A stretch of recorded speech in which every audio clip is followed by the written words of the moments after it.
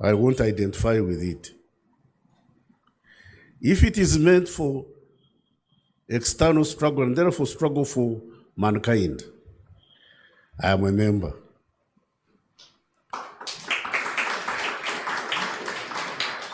Because if it is for internal struggle,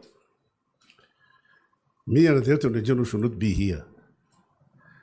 Because for your law society to call themselves radical is an indictment on our performance. Why should our law society radicalize to struggle against government? For a person like me who's transited from colonialism, those of you what I'm talking about, maybe Ruchikire knows. I've seen colonialism. I've seen Obote 1. I worked under Idi Amin. I was in the bush during Obote 2. I saw the brief transition of this fracas of UNRM,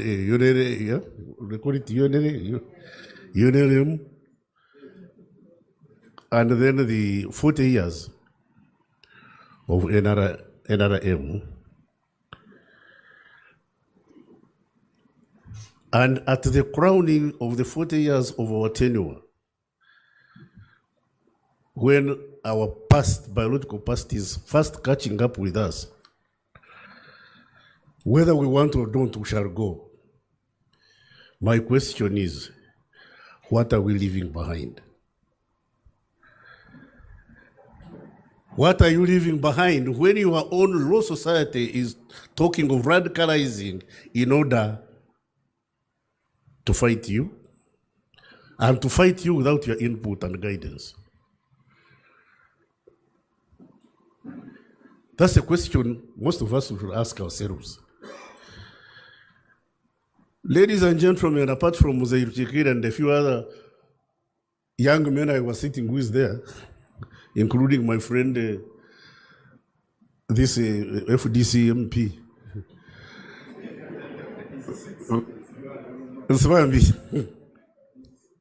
what you know, we know. What we know, you don't. And it's not our fault that we were born before you. And we had the misfortune of going through this. Bwana Chiwanuka, when your own successors radicalize and they are radicalizing against you, it means things have been going wrong. It means things have been going wrong. And I'm glad the Rukwagos of this world are doing it now when we reach the precipice. There are a few disconcerting events that have taken place in this country, and I don't want to countenance as minister responsible for internal affairs. I've made myself loud and clear that certain things that are happening are unacceptable. Because I was here during Amin's time. You know, I'll recount the dictum of this preacher in Germany during the Second World War. I forget his name. Anyway, God save his soul if at all he has any. He said, when they came for the socialists, I kept silent because I was not a socialist. Then they came for the gays. I kept quiet because I was not gay. Then they came for the trade unionists. I kept silent because I was not a trade unionist. Then they came for the Jews. I kept silent because I was not a Jew. When they came for me, there was nobody left to speak on my behalf. Ladies and gentlemen, don't commit the sin of silence.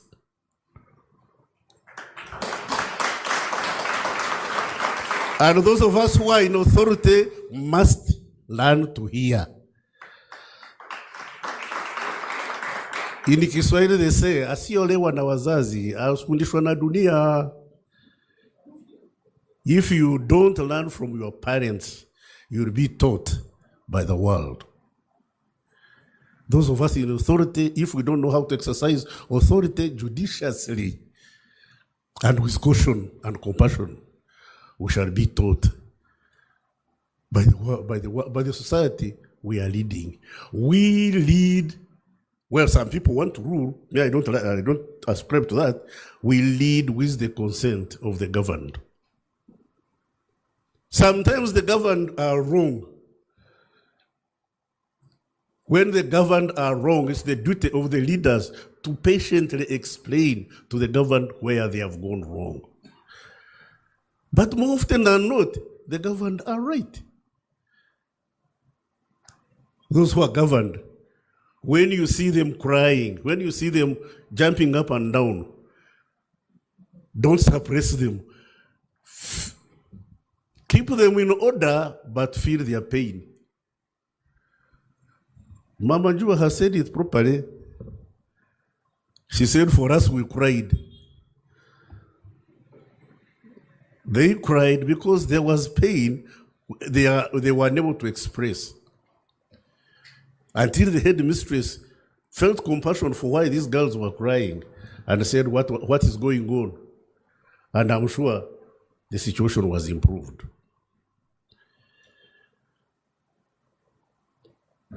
Recently, I've heard of episodes of people being, so-and-so has been arrested. Arrested, yeah, very good. 6 months, this person has not been brought to court.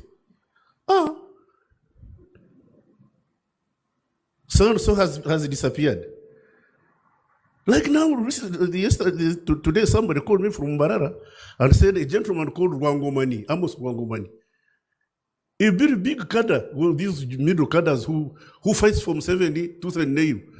He's been arrested.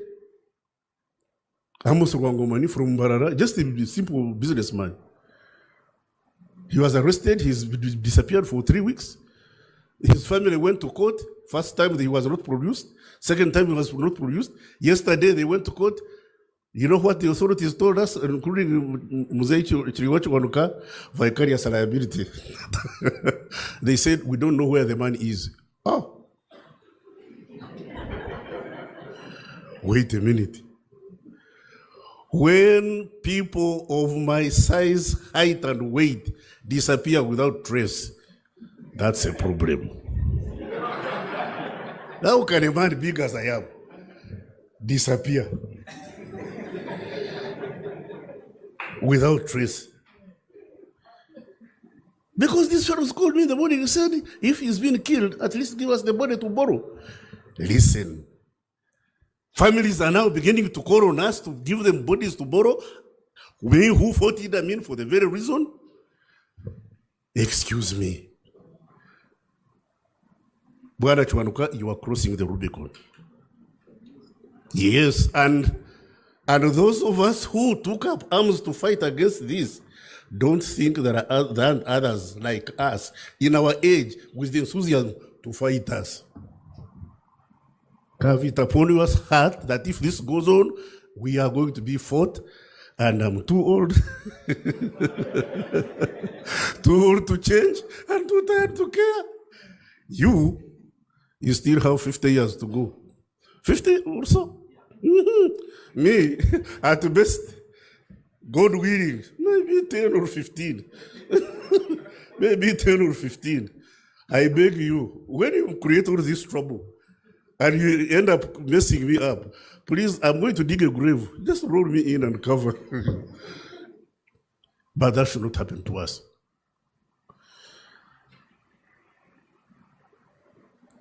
All and sundry should learn to listen to the governed. These people, you know, the late Pecos Kutesa came to Parliament and were voting. So he also put up his hand. And then the colleagues said, but Kutesa, what are you voting for? You've just come in, you're voting. Then Kutesa said, all of these who have put up their hands can't be stupid. Whatever they are voting for must have sense. If it doesn't have sense, then I'm going to be party of the majority as opposed to the minority. Now, when one cries, it's an incident. When 2 people cry, it's a coincidence. When 3 people start crying, it's enemy action. There must be a reason for us to put our ears onto the ground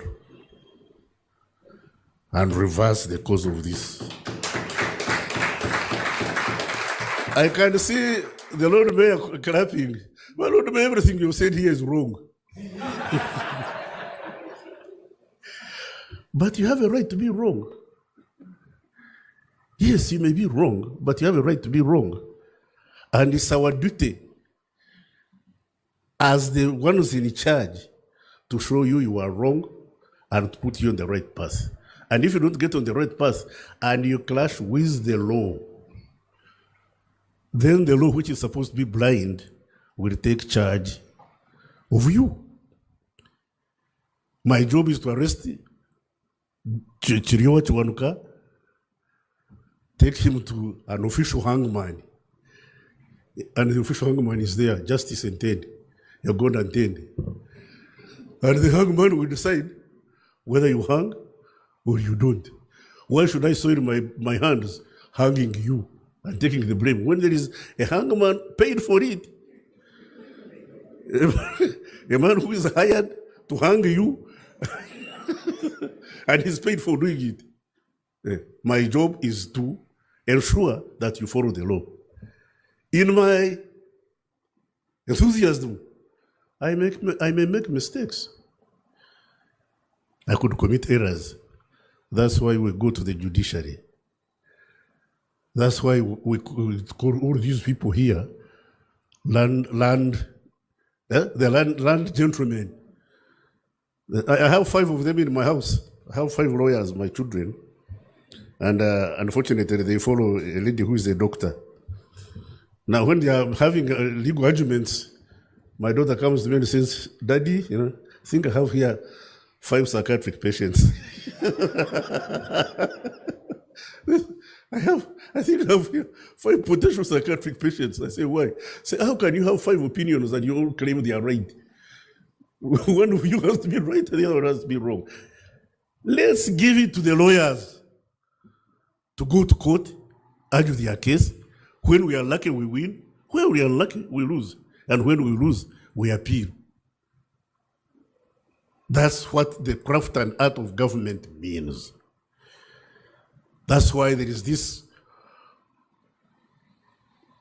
traditional separation of powers. You are the executive, you have power. But your power is not an absolute. Power corrupts, and absolute power corrupts absolutely. And there is nobody who can claim they are right when they are corrupted. Morally or physically. Power corrupts. That's why we must be very judicious and compassionate in the exercise of power. Let's not have other matters like in Juba. You are talking of Kasimo Buramea was in the Ministry Foreign Service. And I was in Africa Department. And Amin was very, very, very mesmerized about the African Department. Unfortunately for me, I was in charge of liberation movements. So I used to interact with Amin on a regular basis. One day, he called us to this house they used to call Cape Town Villas. And I was a junior officer for the Service Officer 6. And we are going to meet him on Saturday. Amin was a very nice gentleman. Whenever we went there, he would entertain us. And he would give us booze.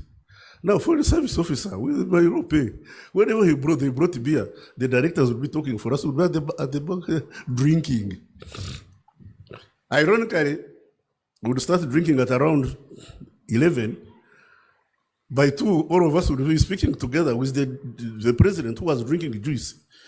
But would be at par. He would be drinking juice. For us, we are drinking beer. But at around lunchtime, we are all very, very, very, very jolly. Now, on this occasion, They brought a gentleman from West Nile. And you could see by his code of dressing that the clothes he was wearing had been picked from the shop that morning. He was in a suit and a shirt. Shirt was an iron and a tie. And he was. So Aminu invited him for lunch and told him, "Oh no, I know your problem. You had issues, and it's fitina. Fitina ya West Nile. Fitina ya watu wa West Nile. They hate you. They says now I'm releasing you. Go back to West Nile. Go and do your work. And if anybody tries to disturb you, get in touch with me." Then he said, called Jonathan, a coach who was PPS, said, "Give this man 20,000 shillings. 20,000 shillings at that time was equivalent to about 200 million. It was a lot of money. Because my first car, which was a Peugeot 504, I bought at 16,000 shillings. 16,000, I could buy a car. Now it can't buy beer." So he gave this man 20,000 shillings. Now, when we finished the lunch, for us who were a bit tipsy, he gave, as this man was going out, he gave instruction to one of his bodyguards called Adam Bisijin. The instruction was in Kinubi. We never understood Kinubi. But the Ambassador Kawesa, who was sitting next to me, said, "Banango ya wedi." The instruction, the mode of instruction showed, kill him. Then Ambassador Kawesa said, "Banange oya wedi." Are you sure we didn't get sober? We all sobered up. And true to what Kawesa has predicted, this man's body was discovered on Monday morning in the hedges of Cape Town villas. This is a man Amin had released. Before us, his body was discovered. And that was one of the reasons why we took up arms to fight. You and us ought to fight very hard to ensure that we don't slip back to what it was.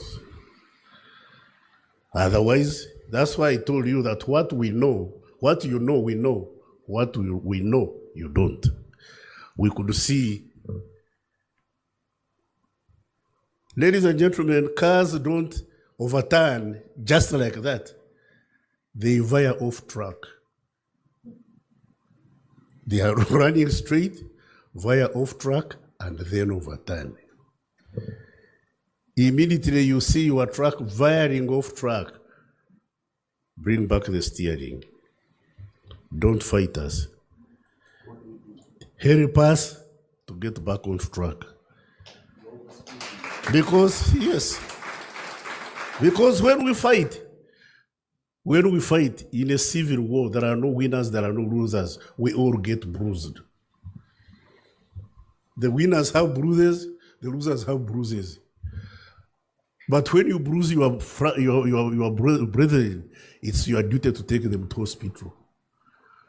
Whether we hurt you or don't, it's our job to repair you. And whether you hurt us or don't, it's your job to rehabilitate us. So, why do we have to get to that stage when we can stop it before it happens? Disagreement is not the problem. Making mistakes is not the problem. The problem is when you can't repair the damage you've done or to prevent the damage you're about to do. In my military training, they told me, my instructors told me, the greatest generals are those who win wars without shooting a bullet. Those who win wars without shooting a bullet.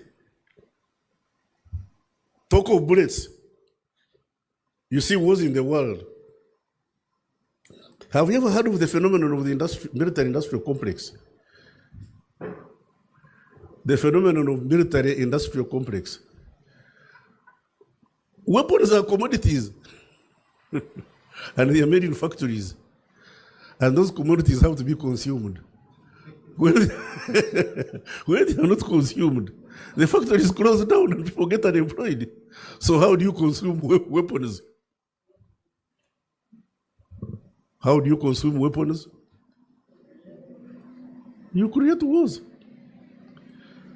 They create wars, we buy their weapons, we kill each other, their industries go on, here we go back begging. Do we manufacture BM in Uganda? No, but we deploy it. Do we make tanks? I'm told Mujira is trying to make some in Ruweru, but we deploy them. Do we make aircrafts? No, we deploy them. So does Rwanda, so does Congo, so does Burundi. And we are consuming all these warcrafts from people who make them, and we pay for that equipment. Chiriowa. And we paying Amin's debts for weapons he bought to kill us. Amin went and bought weapons, used them against us. And we, the survivors, are paying. So